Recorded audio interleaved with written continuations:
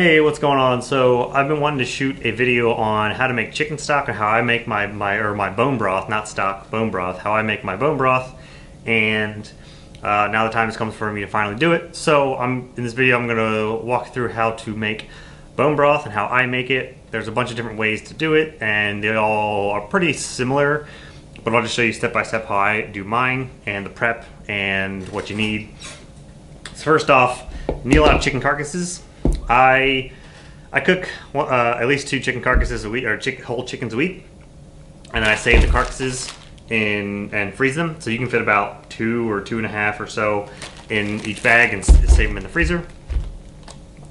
We do it so that cooking meat on the bone is better for you anyway. But then you pick all the meat clean, and then you have a large container full of meat, and then you have the carcasses. So I just save them up until I have at least 4 or 5, and then I make a giant pot of stock. And my stock pot is very large, so you don't need one this big, but any kind of pot that you can fit a couple of carcasses in, the more the better, because you can make more stock out of it, and then it'll go longer. And since it is a process to do, it's best, I like cooking in bulk, and it's just best to cook a whole bunch of it, so you have a gallon of bone broth in one fell swoop, because time-wise it takes about the same anyway. So I have a lot of carcasses here. I probably have 8 carcasses or so. This is from this week. I just cooked 2 chickens, and so it's just going to start off by putting them in the pot and adding water, and then we're going to do with our vegetables after that.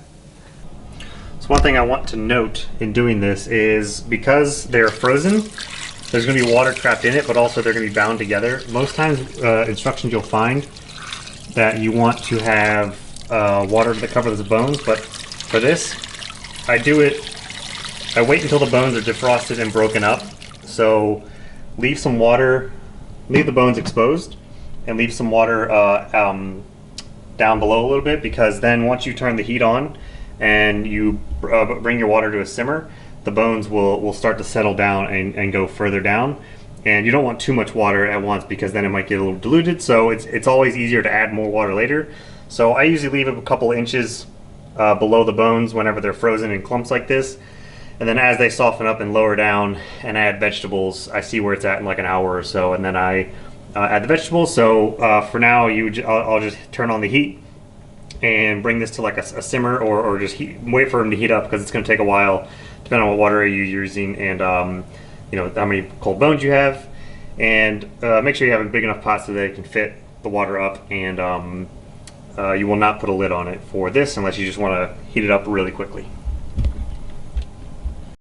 I freeze my own, so whenever you have celeries or stalks or like ends of onions, onion peels, all that stuff, I just freeze them, put them in the freezer instead of throwing them away, because you're going to need, if you have a whole bunch of carcasses, then you're going to need even more celery and onion and things like that. Usually a lot of recipes will only be for 1 or 2 carcasses, so if you're doing 4 or 5, then you might need some extra, but this is just a good thing to have instead of buying a whole bunch of vegetables, so you don't waste them. So these are going to be your basic needs, and I probably don't have enough vegetables for how many carcasses I have, but that's fine.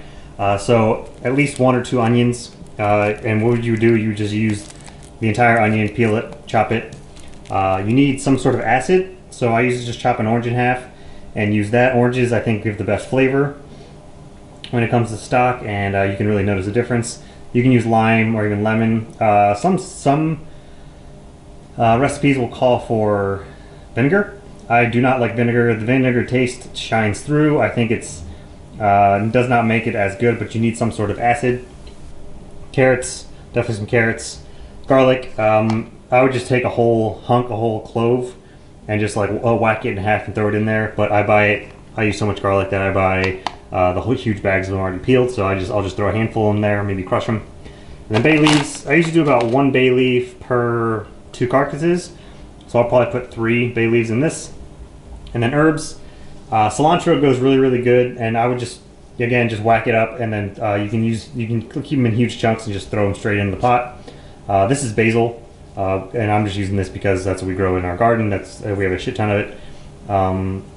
Cilantro is really good though. And then peppercorns, about I don't know how many peppercorns, but I just start pouring. I usually do about a solid tablespoon or so of straight peppercorns. And that's most of it. The celery is already in there, as you saw. This is from past celery uses, so I have two. As again, you see the I just whack off the top, the bottom, the stalks, and I use the middle parts that are just whatever. But you want that celery flavor because it's really, really good.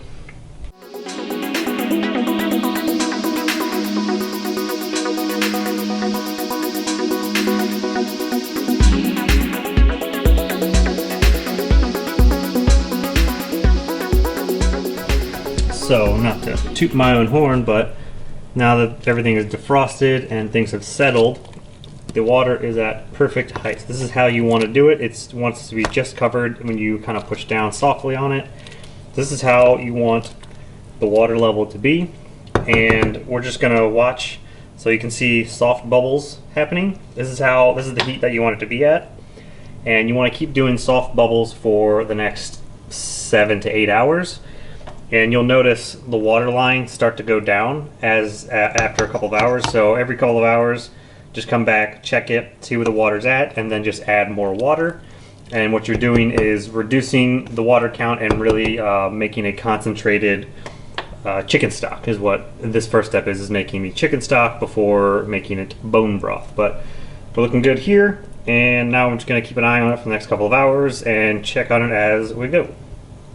So it's been a couple of hours and the water seems to be doing fine. You can see there's a bit of a line here on how it's came down some. That little bit of a layer, that's the water that's reduced. That's what we want. So maybe in a little while, it seems pretty loose. It might add a little water, but don't need it too much right now. I'm just kind of letting it do its thing.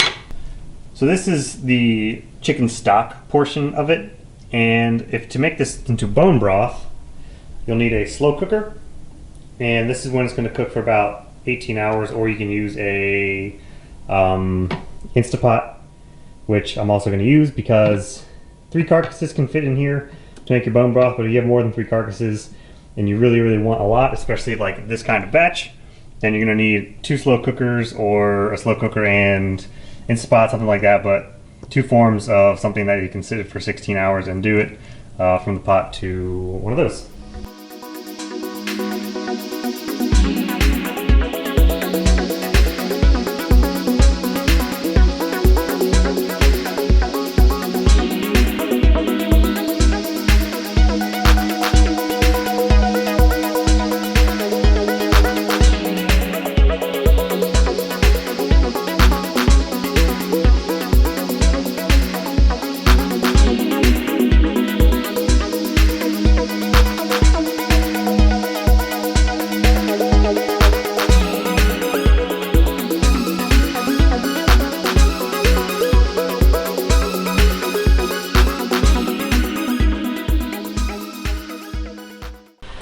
Alright, next day. So, checking in, this has 40 minutes left, and this is how you want it to look. So, it is nice and dark. Fogging up the camera here. It is nice and dark. Look at this bubbling. It went from like a yellowish color to a brown now, and that is exactly what you want it to look like. And then go into this one.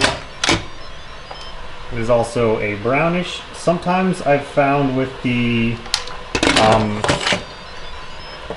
Instapot, it doesn't cook as high. So as you notice, this one isn't bubbling, but the slow cooker does. This one doesn't get as high of a temperature because it's a pressure cooker. So sometimes I do a pressure cook for about an hour on this, on top of what it also has, just because I really want to get everything out of the bones. But that is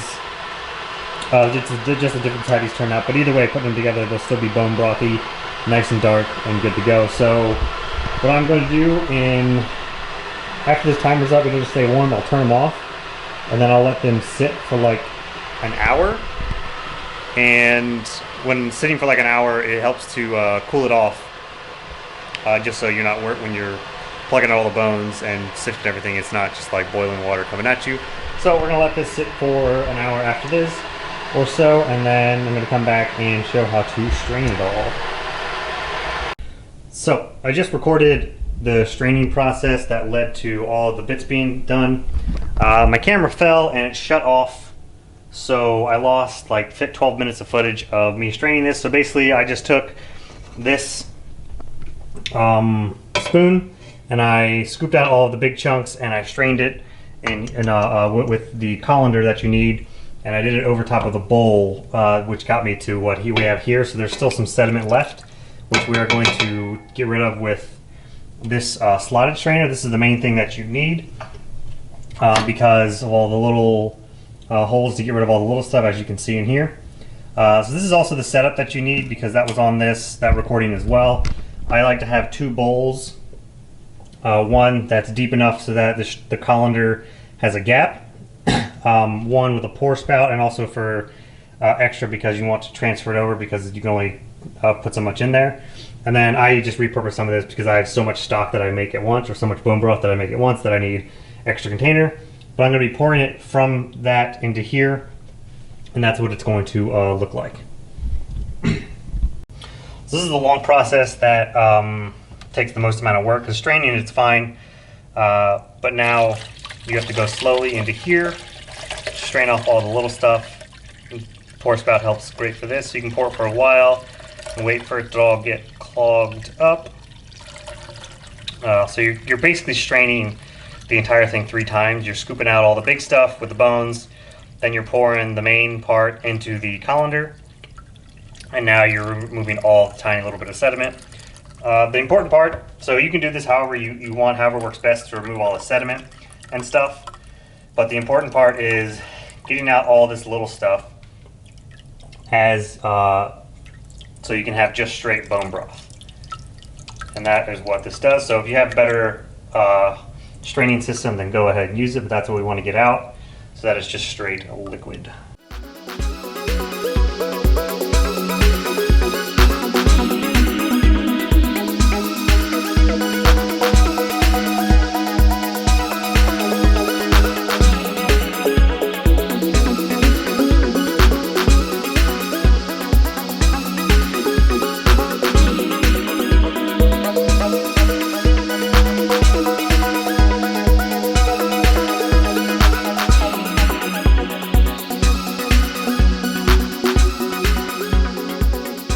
This also might happen to where you reach a point where this bowl is filling up and you still have that much left. So what I usually do is I'll probably wash that out, dump those contents into there or something like that, and just, you know, having a lot of containers will help, but we need to get the rest of that all free and clear, and then we'll pour the rest into containers.